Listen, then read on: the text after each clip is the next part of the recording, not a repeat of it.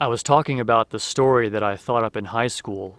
After that, as a kid, I had seen the concept of the alien from the movie Alien, and I thought of this story of these aliens that were actually sentient coming from a dark universe, which was much more harsh than our universe, and that's why they were able to break in and just start conquering everything, because they were much stronger coming from that place. And that's why they didn't have any eyes, because they learned how to see using a bio radar, as it were.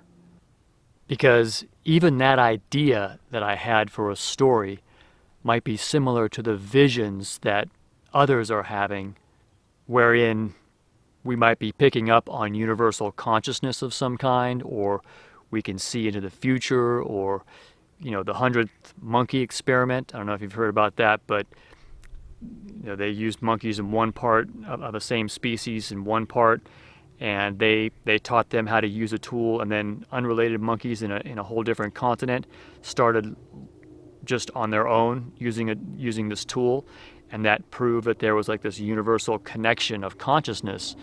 So it could be that I'm picking up on that, and therefore this idea of the dark universe, or fourth dimension, as New Agers call it, might be a real thing. We know for sure Satan was an angel who became a beast, or a bipedal sentient animal. And the difference between a man and an animal is that an animal can't control its behavior, but a man can. A man can make a decision to stay lawful, to stay within the commandments of God, even under duress, even under a lot of pressure. We know from Luke 10:19 that the serpent and the scorpion is considered an enemy. And we know that the serpent went to make war with the remnant of the seed of the woman. But what about the scorpion? What's the scorpion's role in all this? Could the alien from Aliens, or the Xenomorph, been an intentional leak so that people would know who the scorpion was, what they looked like, and what they were? And now that we know that it's real from Jimmy Payne, it's especially interesting, because this may actually be the scorpion. So one thing you don't see in the Aliens movies is the Xenomorph consuming human flesh or blood.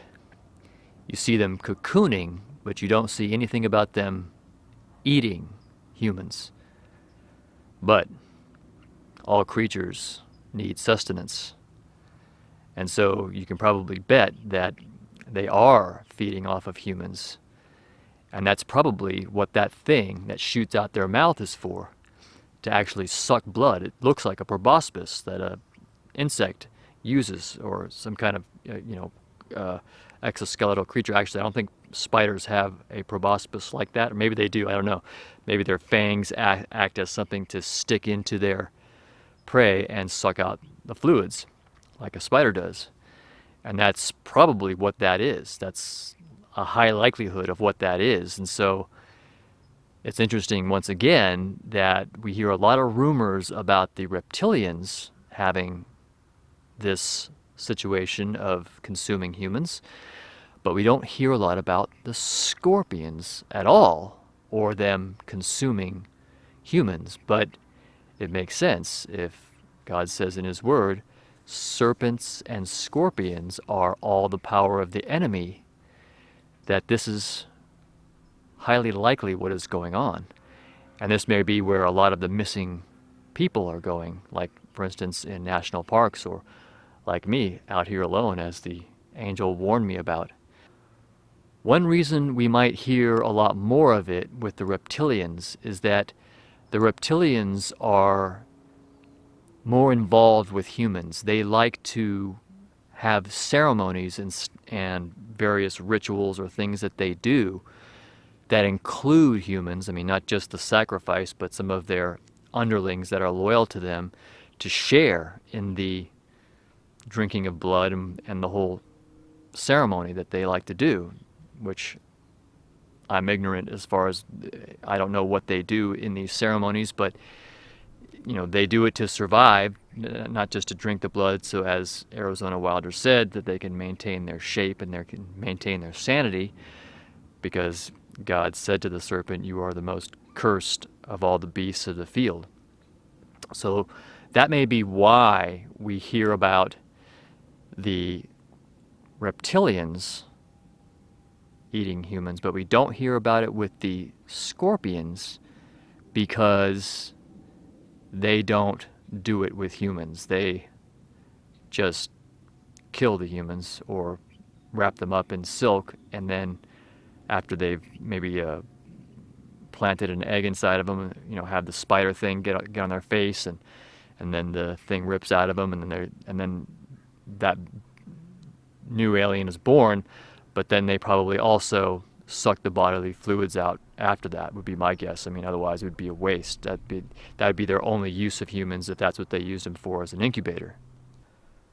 Could the deal that Eisenhower supposedly made with the aliens really be for the offloading of humans to give to the scorpions or reptilians? As we look at the world and the structure of it, with the way Satan has done the social media, the mainstream news media, our schools, the chemtrails, the fake medical system, all this stuff, what I wonder is, what part do the scorpions play in all this? Because we've been thinking about, largely it's the reptilians that are behind all this, but because if you think about it as a machine, and it looks like, and from everything that I've heard, especially also from information from the Penal Nagunde channel, he describes the marine kingdoms and the way they make stuff to bring to the surface, and then it's all designed to collect human blood. So the whole thing is designed to, like a big machinery to get human blood, basically, and to feed off of humans. So it's like this big rotating machine of evil products and things that humans start to do, or the occupations and things that they build and make and stuff, and so that they can earn money to live in the world and become wealthy. But these are sins by which then they can own them, and they know that most humans belong to them. Only a few, many are called to be Christians, few are chosen to enter the kingdom. Got to keep asking yourself, why is that? Okay? Because, if I didn't have kind of the inside cheat that I do, not just with the angels, I was given other things long before that. But I would be, if I didn't have that inside knowledge, I would be concerned that I would be someone who is doing what most Christians are doing. I would want to be doing something noticeably different. You gotta understand, the men in black don't work for humans in our government. No, the men in black are there to erase the memories of anyone who might encounter anything having to do with the non-humans, because they can't have humans finding out. They have to keep the consciousness of humans in this bubble and keep them entertained with all these movies and stuff, and keep them separated, and keep them fighting each other, so that we never sit down and really think about what's going on and who's manipulating us behind the scenes. But God tells us serpents and scorpions are the primary enemies that are behind this, the non-humans. And they live off of human blood, so they don't want humans finding out that they're food for these non-humans, these beasts, angels that once were beautiful and human-like, but then they became beasts. And then I think, to further confuse matters for many people, there's also beasts that God created out in the universe, which were not previously fallen angels, and these end up being subordinates to these angels that became beasts because they're a lot more powerful. They have a lot more knowledge, a lot more powerful, and they worship them like gods. They're like bigger and much more intelligent versions of themselves. So they're like, wow, these must be gods, and so that's why they follow them.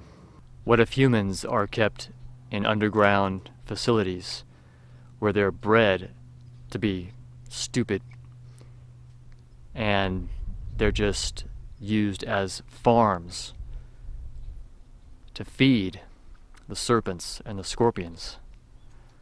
Well, I gotta tell you something. So, one of the angels conveyed to me that he went with somebody else, that they could go in the spirit and they could travel underground, and they saw one of these facilities. And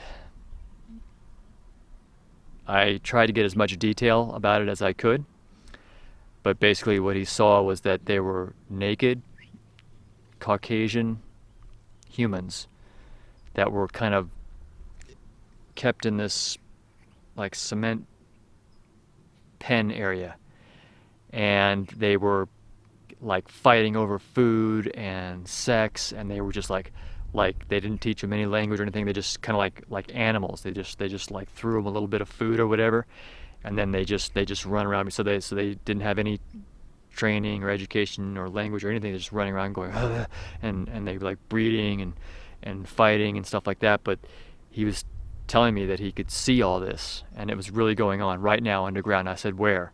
And he wouldn't say. But I said, were they white or black or brown? He said they were white. So this is going on, and it's terrible. That's why I want to free our world. That's why I named my site Free Our World, because we're not free. We think we're free. They've made this illusion. There's this thing that says the true destiny of America, and the whole time it was a setup by Satan. It's not, what we thought it was. We're fighting against the tyranny of the king, and yeah, we earned our freedom, and now we're the freest, greatest nation on earth. I hate to break it to you, friends, if you don't already know this, it's not the case.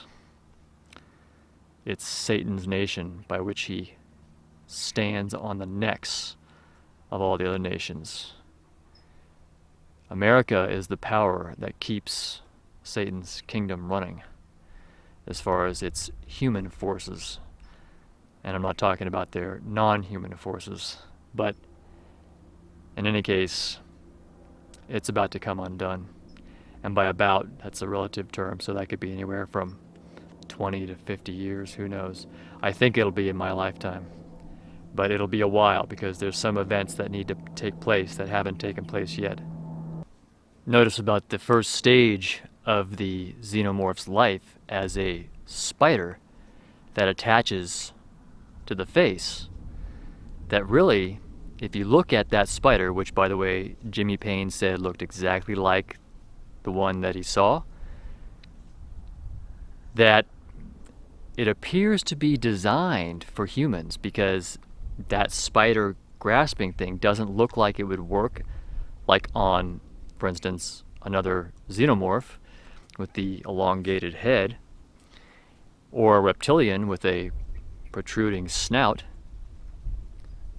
But that's only speculation. Maybe it does somehow reach or grab on or whatever, or it doesn't even need something to grab on. They just need to get up there and it can get that thing in the mouth. But I think it has to have the tail wrap around the neck, and then the spider has to clamp on to the face in order for the person to be incapacitated enough to open up their mouth and allow that proboscis to go down into their throat and plant the egg.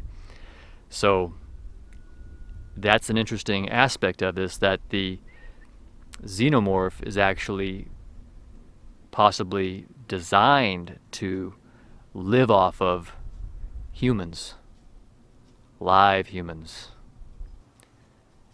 And it's truly a terrible death. The death of waking up and then having something burst out your chest, and that's how you die, knowing that you're giving birth to this alien being and there's nothing you can do about it because you're trapped in this web. What? Tom, get over here! We got a live one! You're gonna be all right. You're gonna be all right. Please. Kill me. Just stay calm. We're gonna get you out of here. You're gonna be all right. Give me a hand. We gotta get her out of here. What is it, Teacher? What's going on? Convulsion! Vincent, get back! Get back!